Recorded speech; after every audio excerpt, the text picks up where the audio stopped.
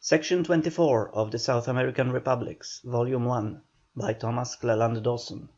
Recording is in the public domain. Part 4, Brazil. Chapter 1, Portugal. The motherland of Brazil is Portugal. Profound as were the changes incident to transplanting a people to a virgin continent, notwithstanding Spanish dominion and Dutch conquests, large as were the admixtures of Negro, Indian, and alien blood, in spite of independence and republicanism, the language, customs, religion, and laws of Brazil are today substantially like those of Portugal. The parallel between the United States and Britain is not closer. Brazil has diverged even less than her model. Her population may have a larger admixture of non-Portuguese blood than the North Americans have of non-British, but politically there was less opportunity for divergence, for Brazil was kept under much closer subordination. The discovery of Brazil coincided with the destruction of popular liberties in the mother country. Thereafter the Portuguese government was a centralized despotism, and its hand lay heavy on the Brazilian provinces. They were forbidden intercourse with the rest of the world. Functionaries of every kind were continually imported. The provinces never dreamed of asserting any right to self-government. From the beginning the system was centralizing and stifling. The North American colonies of England were left to grow up by themselves. They were never under a colonial government properly so called. A revolt followed the first serious attempt to subject them to a real colonial regime. But the independence of Brazil came because liberties were finally granted, not because they were threatened to be taken away. The country remained under a tutelage, growing continually more rigorous, and which ceased only after the Portuguese monarch had fled from Lisbon and the colony had become greater than the mother country. It is therefore in the little peninsular kingdom, during the centuries before Cabral caught sight of the South American coast, that we must look for the beginnings of Brazil. Rome gave to Portugal laws, language, religion, and architecture. The forests of Germany modified her political institutions. The Saracens gave her the arts, navigation, and material civilization. Her happy geographical position near the Straits of Gibraltar made her the meeting place for the Mohammedan and Christian religions, of Levantine civilization with Teutonic barbarism and liberty. The position also enabled the qualities of daring and enterprise, and the scientific knowledge acquired in centuries of long conflicts and intercourse with the Moors to be turned to immediate advantage when the Renaissance came. Portugal was the pioneer of Europe in discovery and colonization, though Spain followed close after. Together they led in making Western European civilization dominant beyond seas. The nations who followed in their track have long since passed them, but Portugal had once the opportunity of spreading her influence and institutions over half the planet. In Brazil she mixed success with the failure that was her fate elsewhere. Brazil is today the nation which has inherited Roman civilization in the least modified form, and is the country where the genuine Latin spirit has the best opportunity for growth and survival. The study of Portugal takes on a new dignity and importance when we reflect that she has given language, institutions, and laws to half of South America, and to a population that already outnumbers her own 4-1. She is entitled to the interest of the world, if only because she has placed her indelible imprint on a region which is as large as Europe and as fertile as Java, and which is destined within the next 2 centuries to support the largest population of any of the great political divisions of the globe. In the 12th century, the coalescence of a fragment of the kingdom of Leon with the Moorish territory near the mouth of the Tagus originated Portugal as a separate country. The race was very mixed. Its principal elements were the Leonese and the Mozarabs, the latter being the Christians of Moorish Portugal left undisturbed from Visigothic times by their tolerant Mohammedan conquerors. Each of these elements was, in its turn, of mixed origin. To the original Iberian population, which has occupied the peninsula 2000 years before the Christian era, had been successively added Phoenicians, Greeks, Celts, Ligurians, Carthaginians, Latins, and in Roman times officials, soldiers, and slaves from all over the empire, including many Jews. The long Roman dominion welded all these together into a homogeneous mass. Later the Visigothic conquest added a large Teutonic contingent, which is especially evident in northern and Leonese Portugal. Still later the Saracens intermarried in considerable numbers with the Mozarabs of southern Portugal.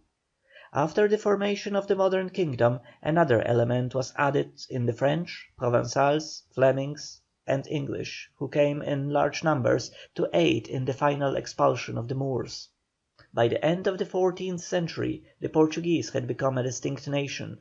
Racial and religious tolerance were more advanced than in the rest of Europe. Self-governing municipalities covered the greatest part of the country, each privileged within a definite territory.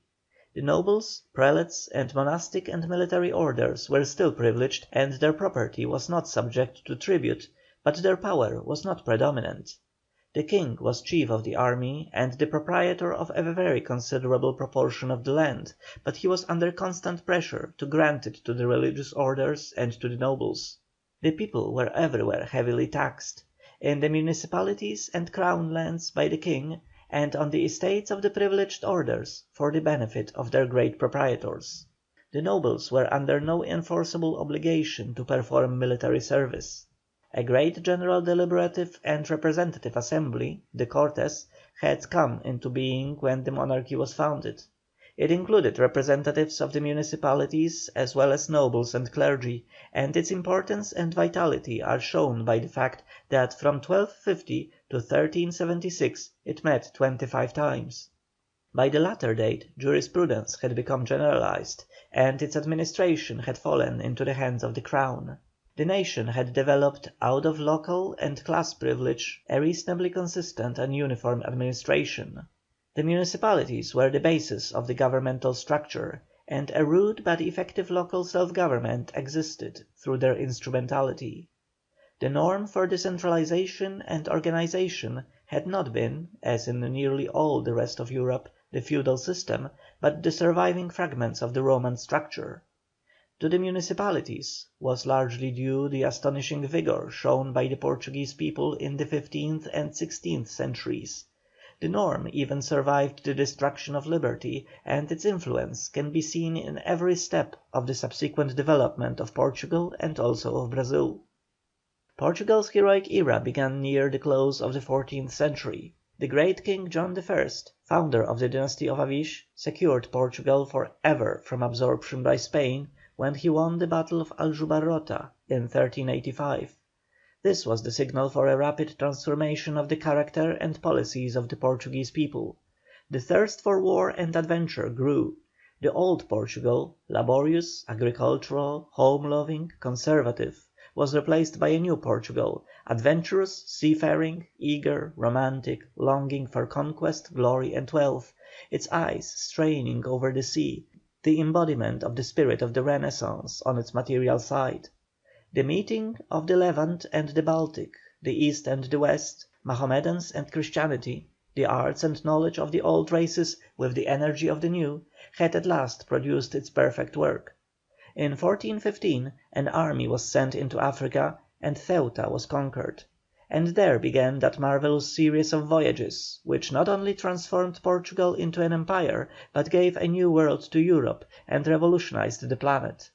Modern scientific navigation began with the sailors instructed in the school which was set up at Sagres by Prince Henry, King John's son.